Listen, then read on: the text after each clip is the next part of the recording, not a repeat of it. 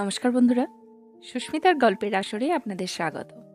আশা করি আপনারা সকলেই ভালো আছেন। আমি আজকে পড়ে শোনাচ্ছি শ্রীমতী বাণী বসুর লেখা একটি ছোট গল্প, নন্দিতা। বন্ধুরা, গল্পটা যদি ভালো লাগে প্লিজ প্লিজ প্লিজ আমার চ্যানেলটাকে সাবস্ক্রাইব করে দেবেন। গল্পটা ভালো লাগলে একটা লাইক অবশ্যই করতে ভুলবেন না। সাবস্ক্রাইব এবং লাইকের জন্য আপনাদের অসংখ্য ধন্যবাদ। তো চলুন শুরু করি আজকের গল্প, নন্দিতা, লেখিকা বাণী বসু। শুনছো শুনছো, ওঠো না গো একবার। মাঝ রাত্রিরে নন্দিতার ঠেলাঠেলিতে ঘুমটা একেবারে কাচের বাসনের মতো খান খান হয়ে গেল। হলোটা কি? ধরফড় করে উঠে বসলো শুভেন্দু। বাইরে মুষলধারে বৃষ্টি পড়ছে, জানালাগুলো বেশিরভাগই বন্ধ। তা সত্ত্বেও ধারা বর্ষণের তুমুল শব্দ কাঁচ কাঠ সমস্ত অনায়াসে ভেদ করে ফেলেছে। ভোতা ভারী শব্দ একটা। ভরা শ্রাবণের মধ্যরাত, জ্বালাময় মাঝ বর্ষার দিনাবসান ধরিত্রীরও। তার বুকে অবিরাম জীবনধারণের লড়াইয়ে ক্ষতবিক্ষত মানুষগুলির অন্ততপক্ষে শুভেন্দু শেখরের তো বটেই। গতকাল সকালে ট্রেনেই ফিরেছে 3 দিনের ঝটিকা ট্যুর সেরে। তারপর গেছে অফিস, সেখান থেকে ট্যুর ক্লান্ত বলে কোনো বিশেষ বিবেচনার স্বভাবতই মেলেনি। সন্ধ্যায় বাড়ি ফেরার লগ্ন থেকেই ঘুমটা আসছিল নেশার মতো। একটা চমৎকার আমেজ তাকে আরও চমৎকারভাবে জমিয়ে দিল বেশি করে গাওয়া ঘি ঢালা নাতি গাঢ় মুগের ডালের খিচুড়ি আর পাটিসাপটার মতো কি জানি কিসের পুর ভরা দুর্দান্ত অমলেট। বর্ষা রাতের সেই জমজমাট ঘুম এইভাবে কেউ ভাঙায়? ঠেলে ঠেলে, অল্প ঠেলায় হলো না দেখে ধাঁই ধাঁই করে রাম ধাক্কা মেরে।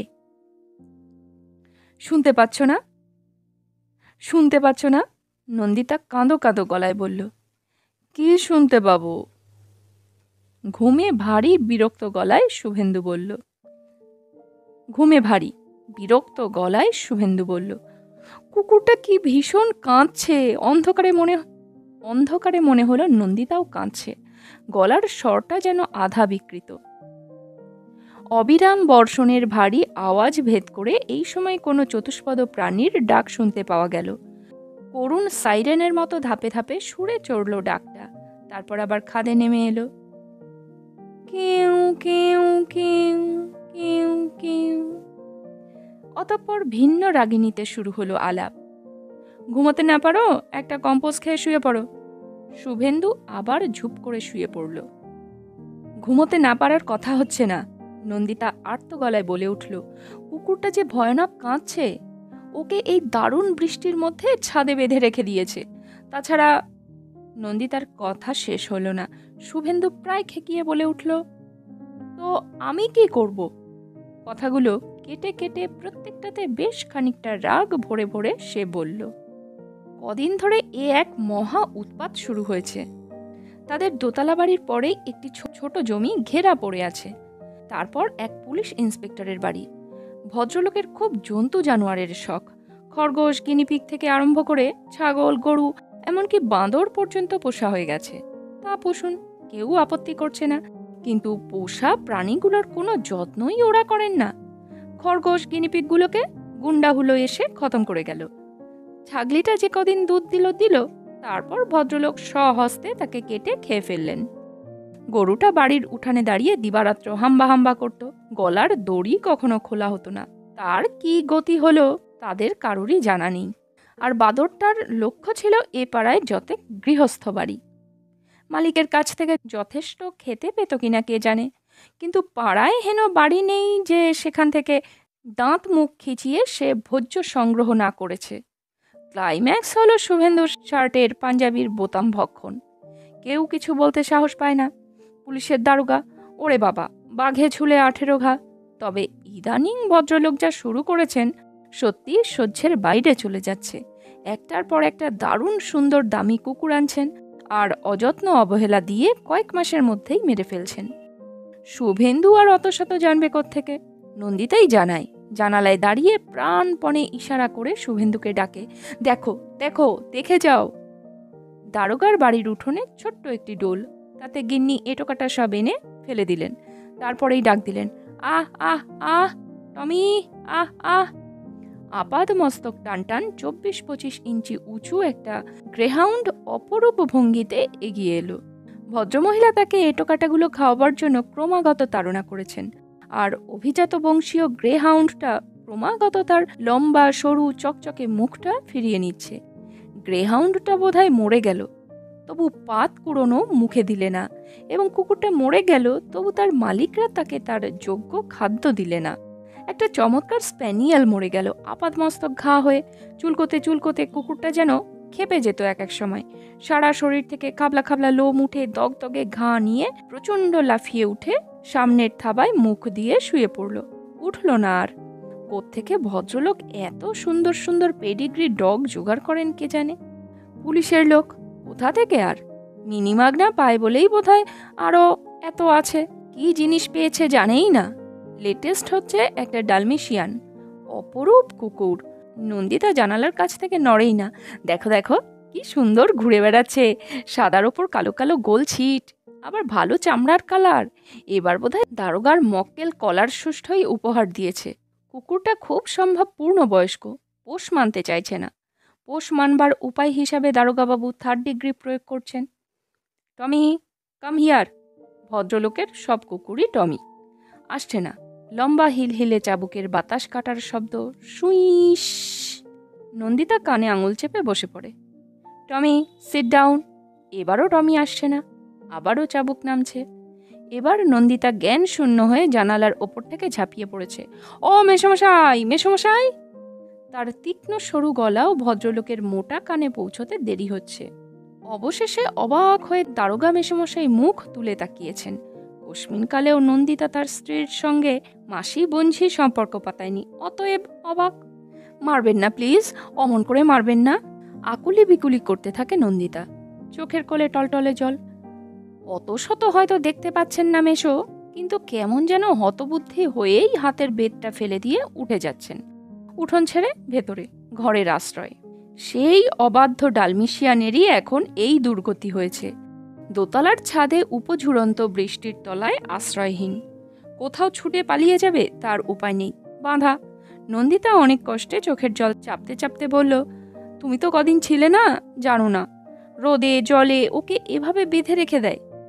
নিজেরা নিশ্চিন্তে খাচ্ছে দাচ্ছে, ঘুমোচ্ছে, আমরা ঘুমোতে পারছি না। খাবার মুখে রুচ্ছে না, ওদের দেখো হেলদোল নেই। কেউ কেউ কেউ। আবার বৃষ্টি ছাপিয়ে কুকুরের ডাক ভেসে এলো। নন্দিতা বলল, ওর নিশ্চয়ই অসুখ করেছে, খুব কষ্ট হচ্ছে, যাও না একবার প্লিজ। শুভেন্দু অবাক হয়ে বলল, তোমার কি মাথা খারাপ হয়েছে?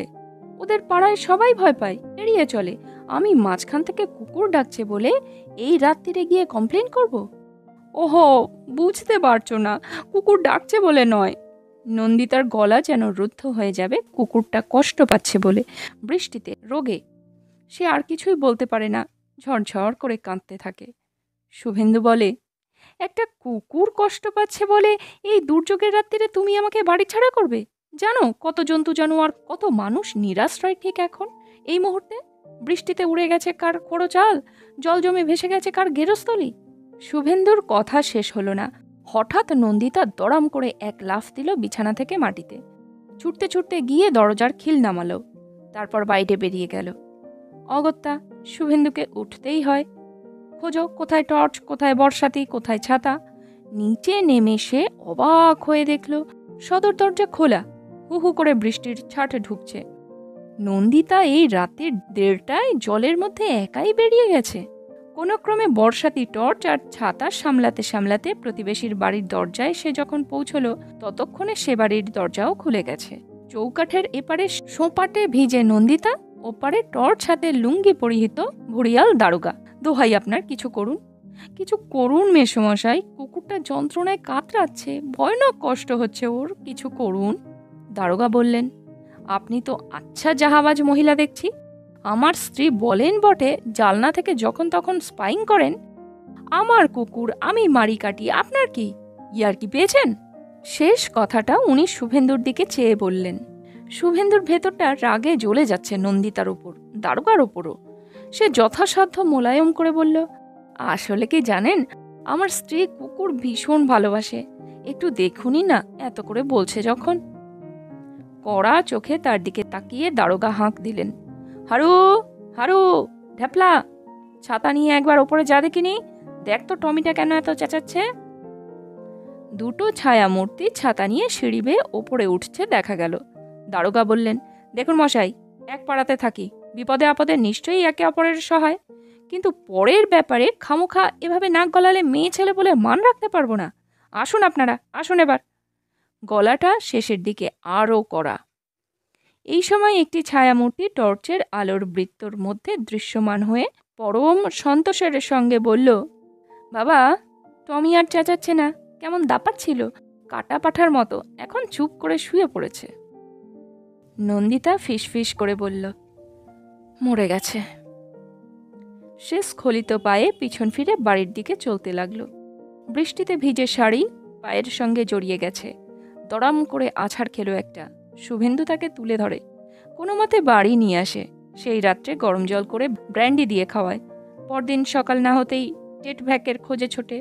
হাঁটুর কাছে বেশ খানিকটা কেটে গেছে, দুটো স্টিচ, সে এক কাণ্ড। নন্দিতা ডাকসাইটে কুকুর প্রেমিক বলেই যে এমনটা ঘটল তা কিন্তু নয়। নন্দিতা কুকুর দেখতে ভালোবাসে, পুষতে মোটেই নয়। সে কোনো জন্তু জানোয়ার পাখি টাখি পোষবার আদৌ পক্ষপাতী নয়। ওসব আবদার তার নেই, বলতে গেলে কোনো আবদারই নেই তার। আপন খেয়ালে বইপত্তর ক্যাসেট ফিল্ম নিয়ে থাকে, ভালো ভালো রান্না করে দুপক্ষের আত্মীয় স্বজন বন্ধু বান্ধবকে খাওয়ায়। খুব মিশুকে, যেখানে যায় হেসে গল্প করে, মজা করে একগাদা বন্ধু বানিয়ে ফেলবে। এরকম একটা স্টিমার পার্টির জমায়েতে হাসি খুশি উচ্ছল স্বভাবের প্রাণবন্ত মেয়েটিকে মাস্তুল ধরে পাক খেতে খেতে একটার পর একটা কবিতা আবৃত্তি করতে দেখে একেবারে ঘাড় মোড় ভেঙে প্রেমে পড়ে গিয়েছিল শুভেন্দু। আর বিয়ের পর নন্দিতা তো একটা অভিজ্ঞতা। এত স্বতঃস্ফূর্ত তার আবেগ, ভালোবাসা ও আকাঙ্ক্ষার প্রকাশ এমন জমকালো, এমন হৃদয়ের দুকুল ভাসিয়ে নেওয়া প্লাবনের মতো উত্তাল, যে শুভেন্দু মনে মনে গোপনে জানে এমনটা বোধহয় আর হয় না। এবং সে অতি ভাগ্যবান, বিশেষত সে বাপ মা মরা, মামার বাড়িতে এবং পরে হস্টেলে মানুষ। স্নেহ ভালোবাসা আদরের জন্য কতটা কাঙাল সে ছিল। বিয়ের পর নন্দিতার প্রবল স্রোতে ভেসে যেতে যেতে ভালো করে বুঝতেই পারে ওই এক দোষ। একে কি বলবে শুভেন্দু বুঝতে পারে না।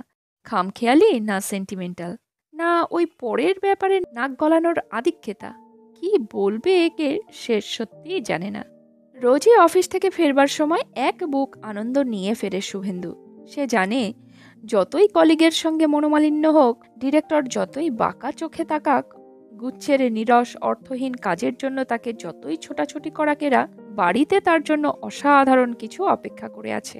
দরজা খুললেই চমকে উঠবে হলুদ শাড়ি, শ্যাওলা সবুজ চুলের সেই মেয়ে কাজলবিহীন কাজলা চোখে এমন চাওয়াই চাইবে, দাঁত ঝিকিয়ে এমন হাসি হাসবে যে সহস্র রকমের দুর্ব্যবহার, হাজারখানা সমস্যার উদ্যত মুখ সব বাঁশির নাচনে সাপের ফণার মতো নুইয়ে পড়বে।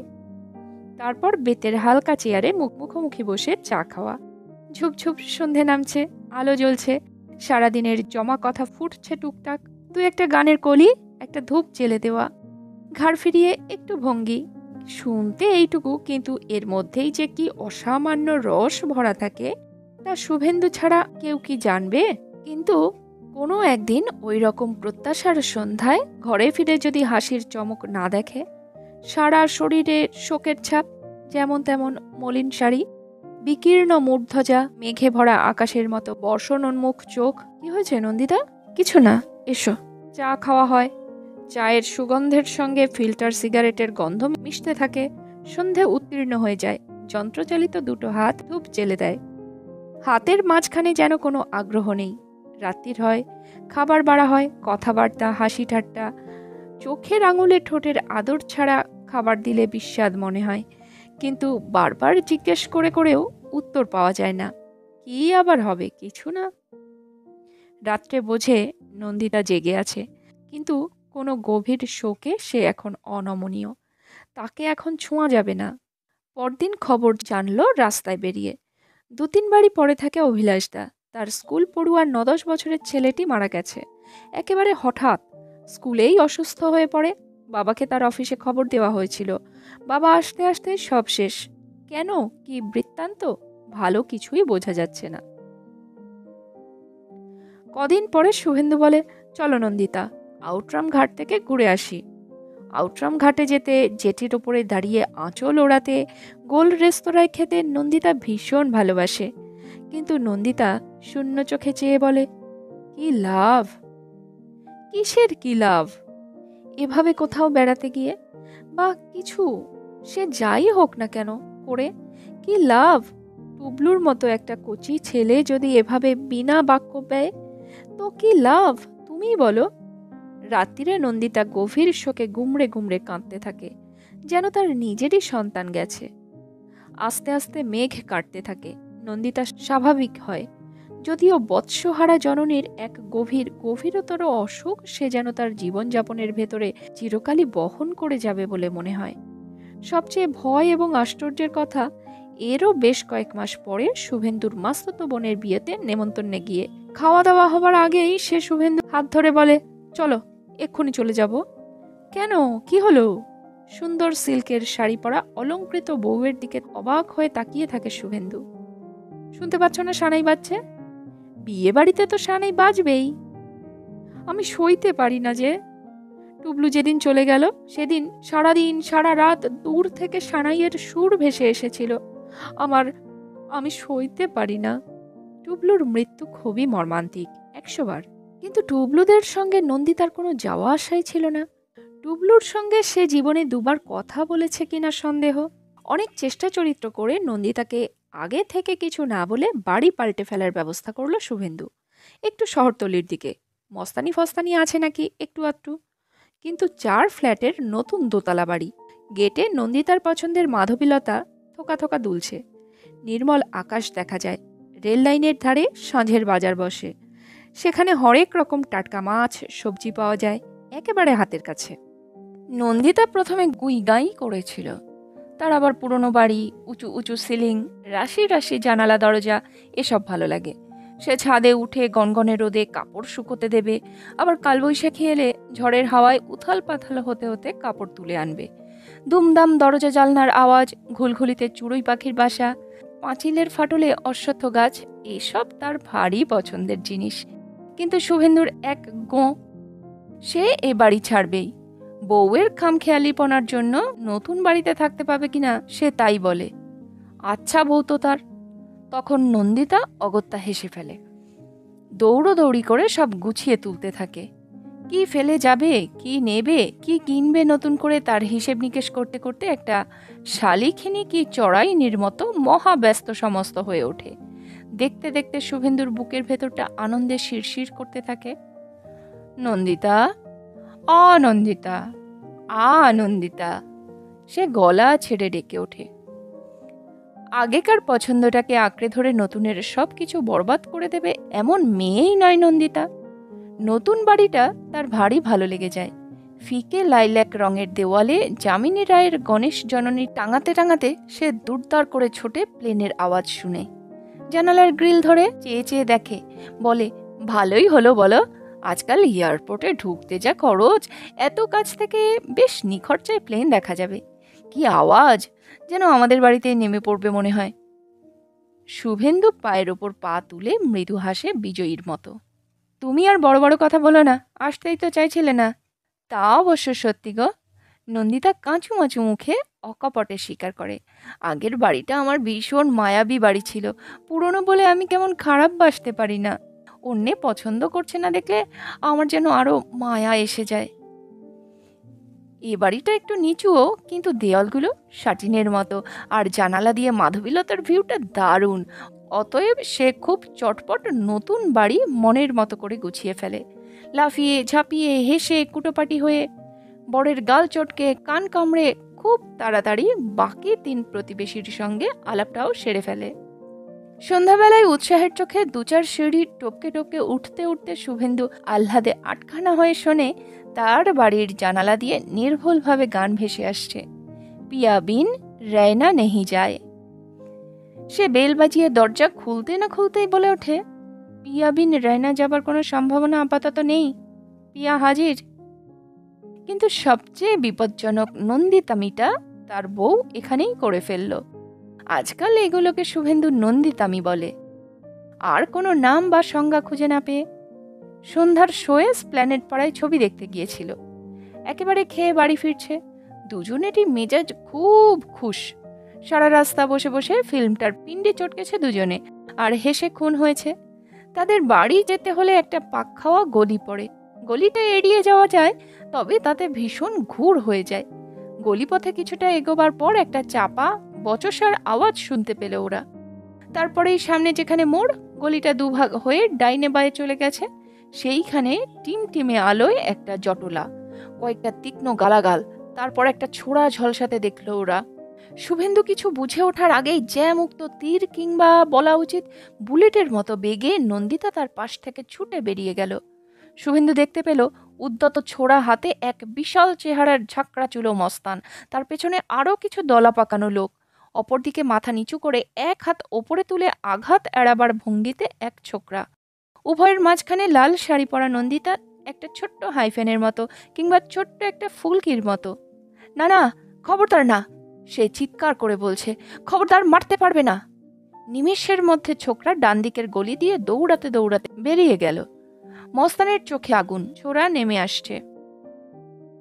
ব্যাস, শুভেন্দু আর কিছু দেখেনি, জানে না। তার সামনে নিকষ আঁধার। যখন আবার দেখলো, তখন দেখতে পেল গলির মোড় শূন্য।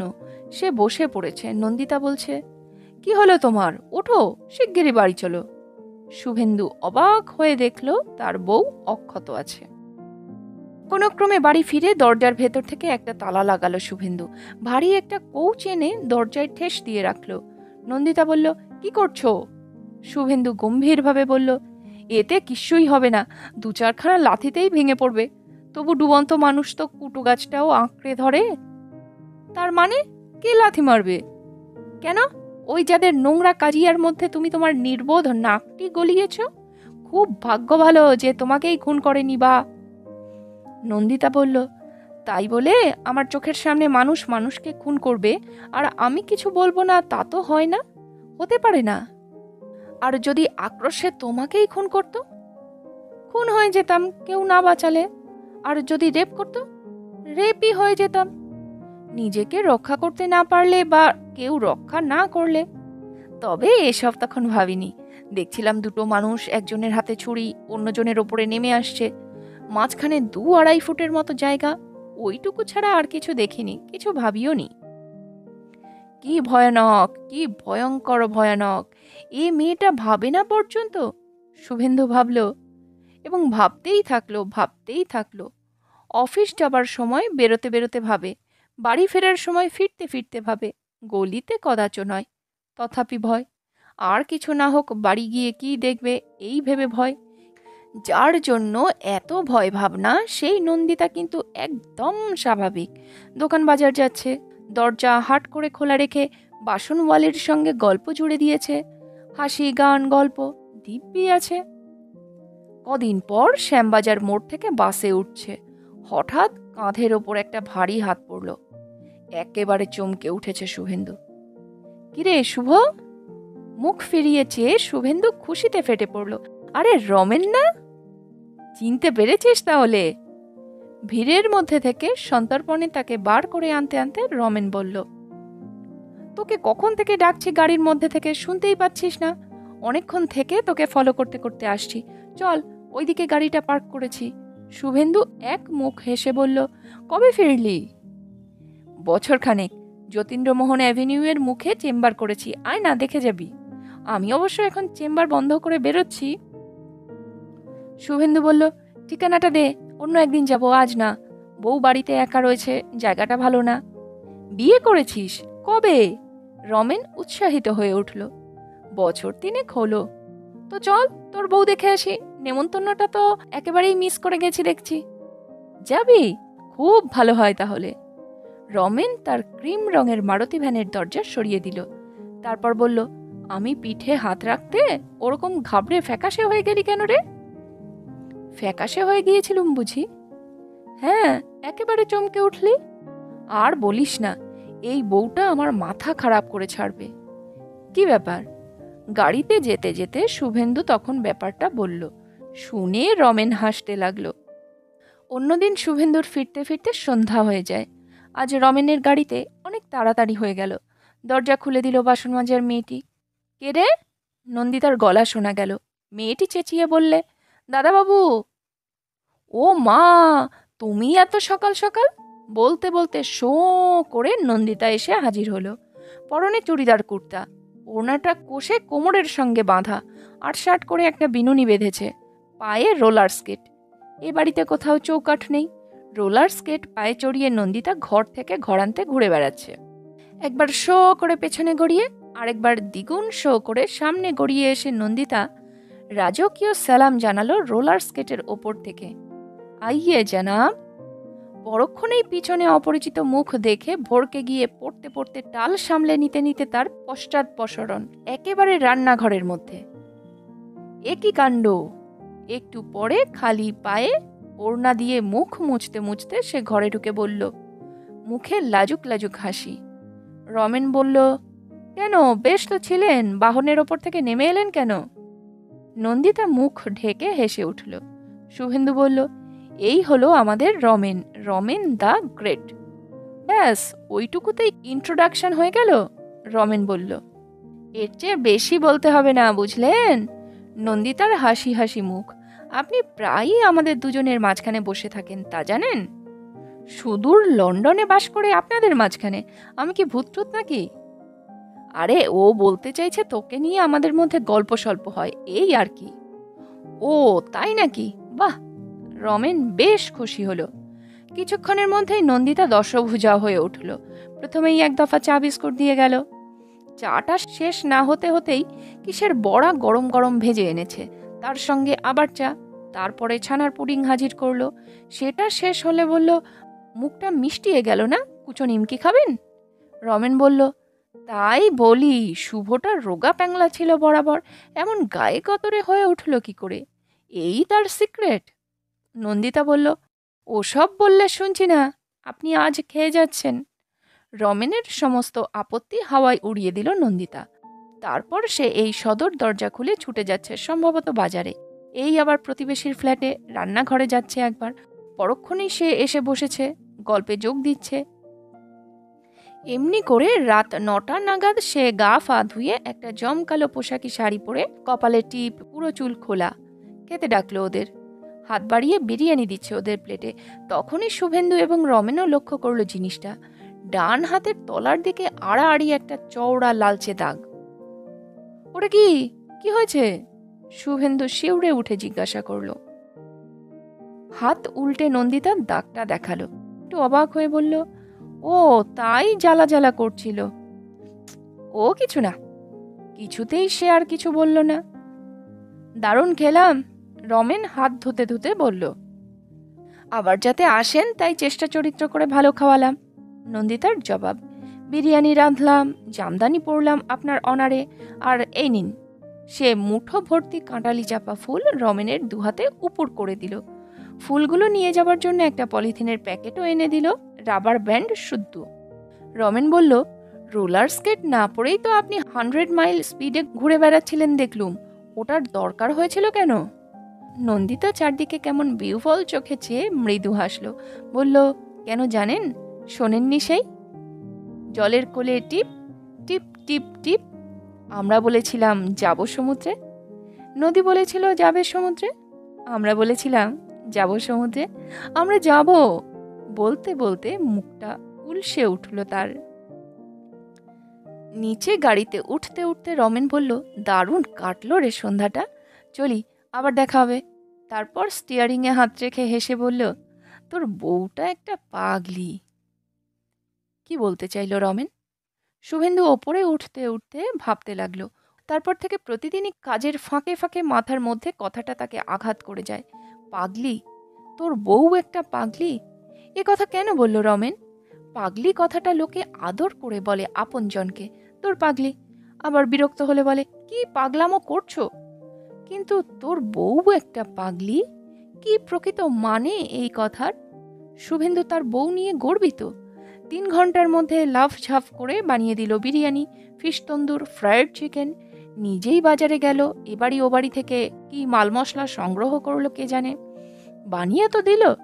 অরেঞ্জ চকলেট রঙের ওই শাড়িটা পরে, কপালে লম্বা টিপ, আধ কোকড়া চুল খুলে যখন খাবার টেবিলে পরিবেশন করছিল সাম্রাজ্ঞীর মতো, ম্যাজিশিয়ানের মতো যখন হাতের মুঠো থেকে কাঁটালি চাপাগুলো বার করলো, কিংবা সুভাষ মুখোপাধ্যায়ের কবিতাটা ঠিক কথা বলার মতো করে বলে উঠে চমৎকার একটা ছোট গল্পের মতো শেষ করলো শুভেন্দুর বাড়িতে রমেনের প্রথম আসার দিনটা।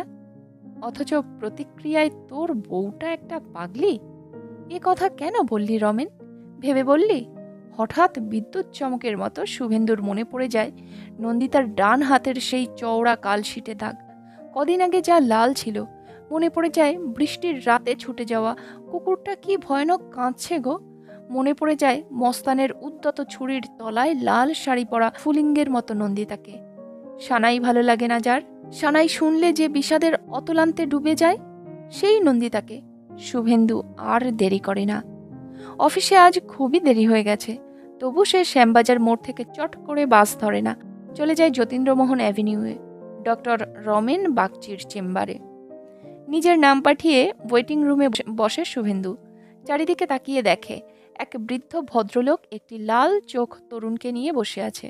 ছেলেটি যেন ঘুম ঘরে রয়েছে, ঘোর ভাঙলেই সে ভয়ঙ্কর কিছু একটা করে ফেলবে।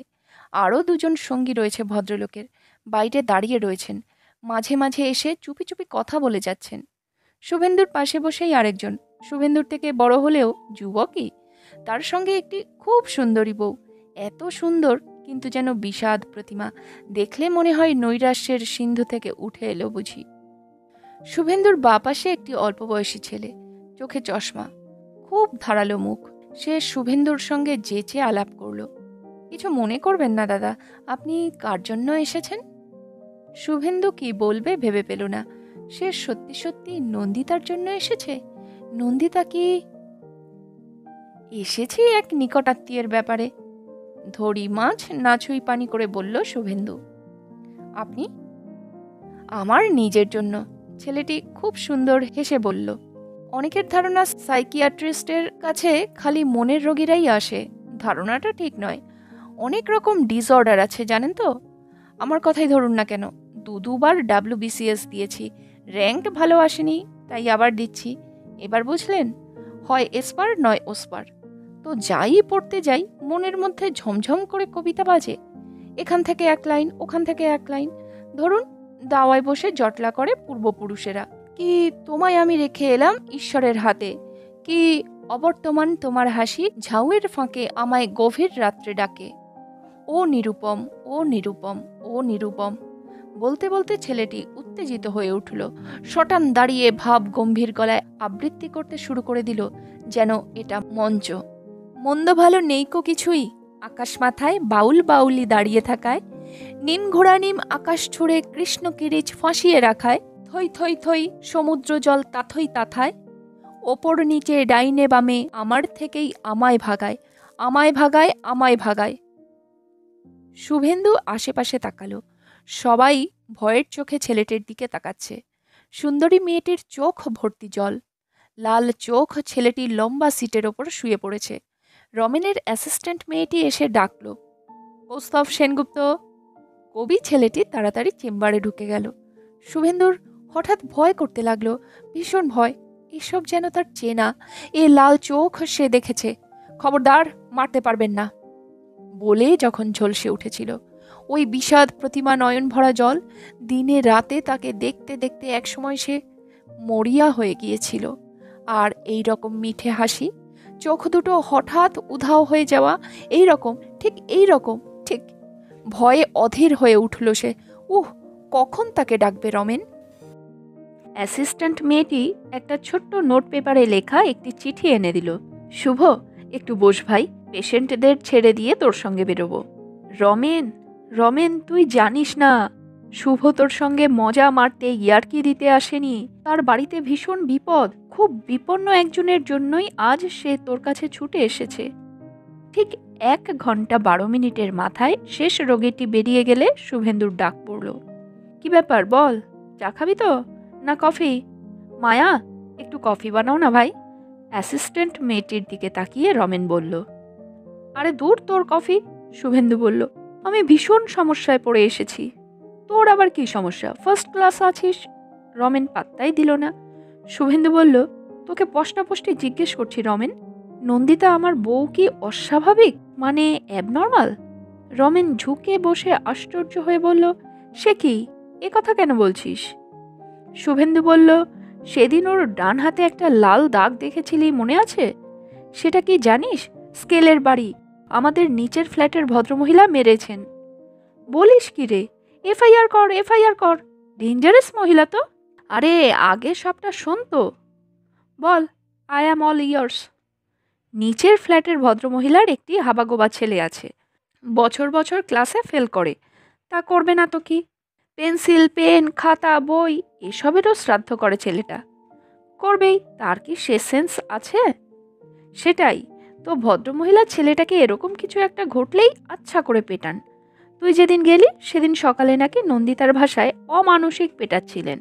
ছেলেটার চিৎকার শুনতে পেয়ে ও ছুটে যায়, দুজনের মাঝখানে দাঁড়িয়ে প্রহারে বাধা দেবার চেষ্টা করে। গেলের বাড়িটা ছেলের ওপরেই নাম ছিল, নন্দিতার হাতের ওপর পড়ে। তাই বল। স্বস্তির নিঃশ্বাস ফেলে বলল রমেন। শুভেন্দু বলল, ভদ্রলোক ভদ্রমহিলা আমার কাছে গম্ভীর মুখে নালিশ করে গেলেন আমার স্ত্রী নাকি ওদের পারিবারিক ব্যাপারে নাক গলাচ্ছে বলে। যখন নালিশ জানাচ্ছিলেন তখন নন্দিতা বাজারে গেছিল, ফিরে এসেছে, ওরা দেখতে পাননি।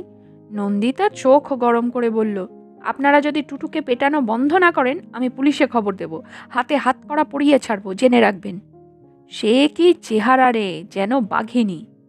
রমেন হাসতে হাসতে বলল, তো কি, ভালোই করেছে তো।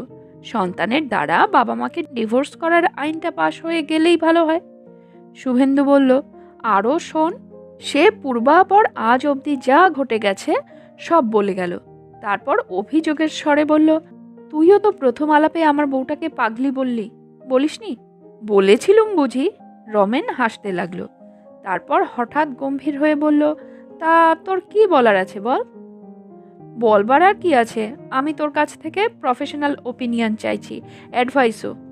রমেন হাতের আঙুলগুলো মন্দিরের চূড়োর মতো করতে করতে বলল, দেখ শুভ, আমাদের শাস্ত্রে বলে 100% নর্মাল লোক খুব কম। আসল হলো ব্যালেন্স, মানে ভারসাম্য। এই ভারসাম্যটা যদি এদিক ওদিক একটু হেলে কম বেশি হয়ে যায় তো, মানে বুঝেছিস, এক চুলের তফাৎ। আতঙ্কিত চোখে তার দিকে চেয়ে শুভেন্দু বলল, তাহলে? ধুর, ঘাবড়াচ্ছিস কেন? হালকা গলায় হেসে উঠল রমেন। ঘাবড়াবার আছেটা কি? মেডিকেল সায়েন্স যে এত উন্নতি করলো, প্রযুক্তি বিজ্ঞান যে আজ কোন চূড়োয় উঠে গেছে, এসব কি ঘাবড়াবার জন্য? ম্যান ইজ অলমোস্ট গড নাও। সামান্য, খুব সামান্য একটু মেডিকেট করলেই নন্দিতা ঠিক হয়ে যাবে। আমি তোকে বেস্ট ওষুধ দিচ্ছি আমার স্যাম্পল থেকে। সে খসখস করে একটা প্রেসক্রিপশন লিখল, তারপর ড্রয়ার খুলে বেছে বেছে কয়েক পাতা ওষুধ বার করলো। দুরকম ওষুধ, খাওয়াবার নিয়মটা বলে দিল। তারপর বলল, 3 বছর বিয়ে হয়েছে বললি না, এবার একটা বাচ্চা বানিয়ে ফেল, দেখবি সব ঠিক হয়ে যাবে। অবাক চোখে চেয়ে নন্দিতা বলল, ওষুধ? ওষুধ খাবো কেন? আরে খাওই না, আমি তো তোমার স্বামী না শত্রু, বিষ ফিস দেব? না তা নয়, তবে কন্ট্রাসেপটিভ পিলফিল আমি আর খাচ্ছি না। সে তো নয়ই, এবার মেটার্নিটি হোম, কাঁথা, ভ্যাকসিনেশন, ওয়াও ওয়াও শুরু হয়ে যাবে। আমার দুঃখের দিন এলো বলে। নন্দিতা হেসে ফেলে বলে, বাবা কি হিংসুটে। এবার লক্ষ্মী মেয়ের মতো ওষুধটা খেয়ে নাও দেখি। কিসের ওষুধ বলবে তো? নার্ভের বাবা, নার্ভের। নার্ভ শান্ত রাখবে, মন ঠান্ডা থাকবে, হবু জননীর আদর্শ মানসিক অবস্থার সূচনা হবে। সত্যি? কই দাও। অনাবিল বিশ্বাসে নন্দিতা হাত বাড়ায়। সকালে বিকালে রাত্রে, সকালে বিকালে রাত্রে, সকালে বিকালে রাত্রে। তৃতীয় দিন অফিস থেকে সে ফোন করলো রমেনকে। কেমন আছে রে Nandita? Perfect, thank you thank you thank you very much. নিজেকেই থ্যাঙ্কসটা দে। তোর ডায়াগনোসিস, আমার প্রেসক্রিপশন। রমেন বলে, ঠিক আছে, চালিয়ে যা এখন কিছুদিন। সন্ধেবেলায় অফিস থেকে ফিরলে দরজা খুলে দেয় পরিষ্কার ফিটফাট নন্দিতা। দুজনে চা আর ডালমুট নিয়ে গল্প করে, যেন আজ নন্দিনীকে খুব দিয়েছি তাই। সোজা বললুম, আপনি ভদ্রভাবে কথা বলতে জানেন না, আগে শিখুন, তারপরে বলবেন। ওমা, একেবারে চুপসে গেল যেন। প্রমোশনের চিঠি আমার হাতে, কি বলবে আর। ঠিকই, এবার বসকেও ধরবো, যত রদ্দিমার্কা ট্যুর সব আমাকেই করতে হবে। বললেই বলবো ঠেসে, টিএ বিল দেবেন কোম্পানিকে। ভালোই তো, যেন আমি ফলস টিএ বিলের এক্সপার্ট। আমার ফ্যামিলি লাইফ বলে প্রাইভেট লাইফ বলে কিছু থাকতে নেই। সব অপমানের শোধ তুলবো এবার। দাঁড়াও, প্রেশারের 3টে হুইসেল হয়ে গেল। নন্দিতা চলে যায়। অনেকক্ষণ আর আসে না। সন্ধ্যা চান সারতে সারতে শুভেন্দুর হঠাৎ মনে হয় নন্দিতা তো কই। নন্দিনীকে খুব দেওয়ার প্রসঙ্গে উত্তেজিত হয়ে উঠল না? বলল না তো। আহা, ওরকম রূঢ়ভাবে বললে কেন? জিজ্ঞেসও তো করলো না কিসের প্রমোশন, কেন প্রমোশন। কাজের মেয়েটি চলে গেলেই গোটা ফ্ল্যাটে তারা একা। এই সময় নন্দিতা কোনো দিন এসে তার কোলের উপর চুপ করে বসে পড়ে, গলা ধরে দোল খায়। বলে, জানো, তোমার ঘামে একটা কাটা ফলের মতো গন্ধ বেরোয়। প্লিজ আরেকটু পরে চান করো। কাঁধের ওপর মুখ রাখে নন্দিতা। দেখো, ভিড় বাসে মেয়েদের সিটের সামনে দাঁড়ালেও কখনো কোনো মেয়ে তোমার দিকে নাক কুঁচকে তাকাবে না। মেয়েদের আসলে নাকটাই খুব বোধহয় সবচেয়ে জোরালো, বুঝলে? তারপর শুভেন্দুর নাকে নিজের নাকটা ঠেকিয়ে বলে, তাই বলে যেন তুমি আবার বাসে মেয়েদের কাছে এটা পরীক্ষা করাতে যেও না, খবরদার। চোখ পাকিয়ে তর্জনী তোলে নন্দিতা। তা সেসব তো কই কিছুই হয় না। শুভেন্দু পত্রপত্রিকা নিয়ে স্পোর্টস চ্যানেল খুলে বসে থাকে। সাহেবরা অক্লান্ত গল্ফ খেলে যায়। সামনে দিয়ে নানা কাজে যাতায়াত করে নন্দিতা। কখনো কুশনের ওয়ার পাল্টাচ্ছে, কখনো টেবিল মুছছে। টিভির চুম্বক লাগানো ছোট মূর্তিটা ওপরের দিকে ছিল, নিচে সরিয়ে দিল। হেঁকে বলল, একবার গান শুনবে? চালাবো কিছু? কাটায় 9:30টার সময় টেবিলে ধোয়া ওঠা গরম খাবার, তারপর একটু টিভি দেখা, নিবিড় ঘুম। রাতে কোনোদিন হয়তো বলো হরি হরি বল যায়। বাড়ি কেঁপে ওঠে তার হরির ধ্বনির চোটে। শুভেন্দু জেগে যায়। এই বুঝি নন্দিতা ঝপাং করে এসে ঝাঁপিয়ে পড়ল। না, নন্দিতা নিশ্চিন্তে ঘুমোচ্ছে। কোনোদিন মাঝরাত্রিরে রেল লাইনের ধারে দুদলের বোমাবাজির শব্দে রাত যেন ভেঙে টুকরো টুকরো হয়ে যায়। নন্দিতা কাছে এসে কাতর গলায় বলে, না, ইস, দেশটার কি হচ্ছে দিন দিন। কতগুলো টাটকা তাজা ছেলে এভাবে হারিয়ে যাচ্ছে। নন্দিতার স্নায়ু খুব শক্ত হয়ে গেছে। সে নিবিড় ঘুমোচ্ছে। এমনকি অফিস যাওয়ার সময় খেতে বসে অনেক সময় শুভেন্দুর টুটুর তীক্ষ্ণ চিৎকার শুনতে পায়। ডাক্তার বলে দিয়েছে ওর মস্তিষ্ক অপরিণত, ও পারবে না। তবু ওর মা ওকে ঠ্যাঙাচ্ছে। শুভেন্দু উৎকর্ণ হয়ে থাকে, টুটুর জন্য ততটা নয় যতটা নন্দিতার জন্য। তার ভাব লক্ষ্য করে নন্দিতা নিঃশব্দে পাতে আর একটু ভাত তুলে দেয়। বলে, খেয়ে নাও। শুনে কি করবে? করতে তো পারবে না কিছু। ওদের ছেলে, ওরা বুঝবে। কাছেই কারোর বাড়ি বিয়ে। সকাল থেকে সানাই বাজছে। ভয়ে ভয়ে অফিস যায়। অফিস থেকে ফেরে শুভেন্দু। চোখের সামনে সেই সুন্দরী মেয়েটির ছবি ভাসছে। বিষাদ প্রতিমা, নয়ন ভরা জল। ভয়ে ভয়ে দরজায় বেল দেয়। সর্বনাশ, কেদারা ধরেছে এবার। কেদারা সইতে পারে না নন্দিতা। ফুঁপিয়ে ফুঁপিয়ে কাঁদে। বলে, টুবলু, আমার টুবলু চলে গেল। ওকে তোমরা নিয়ে যেও না, ফিরিয়ে দাও। দরজা খুলে যায়। নন্দিতা শুভেন্দুর মুখের দিকে তাকিয়ে শান্ত গলায় বলে, কি হলো তোমার? শরীর খারাপ করেছে? ভেতরে এসো, যা গুমোট চলছে। শরবত এনে দেয়। ভিজে গামছা দিয়ে কপাল, ঘাড়, হাত পা সব মুছিয়ে দেয়। ফ্যানটা পুরোদমে চালিয়ে দিয়ে সামনে বসে থাকে। কি গো, ঠিক আছো তো? না, বলবো? ওদিকে মন প্রাণ নিংড়িয়ে কেদারের সুর ওঠে নামে। নন্দিতা যেন বধির হয়ে গেছে। রমেন ফোন ধরেছে। হ্যালো হ্যালো শুভ, বউ ঠিক আছে তো? একদম ঠিক ভাই, একদম। তো এইবার একটা বুঝলি তো, শুধুই দুজন করিব কুজন, আর নয়। হ্যাঁ হ্যাঁ, সে ঠিক আছে, বুঝেছি। চাঁদনি রাত, শ্রাবণের রাত। যদি দেখা গেল না তো গেলই না, কিন্তু যদি দেখা গেল তো সে তার রূপলি মদ নিয়ে তোমাকে মাতাল করে দেবে একেবারে। তখনই বোঝা যাবে এ চাঁদ নীল আমস্ট্রংয়ের নয়, এ চাঁদ সুকান্ত ভট্টাচার্যেরও নয়। এ সেই আদি অকৃত্রিম মহাকবিদের রাকা শশী চাঁদনি। হেনার উগ্র সুবাস অঙ্গে নিয়ে সেই চাঁদনি ঘরের মধ্যে ঢুকছে। একটা ফিকে রঙের ফ্রিল দেওয়া দেওয়া রাত জামা, যেন ওই চাঁদেরই ফেনা। নন্দিতা ঘুমোচ্ছে। মাতোয়ালা শুভেন্দু মৃদু মথিত মন্দ্রস্বরে ডাকছে, নন্দিতা, নন্দিতা, কই এসো। নন্দিতা কি জাগবে না? এমন ডাকেও জাগবে না? আবার ডাকে শুভেন্দু।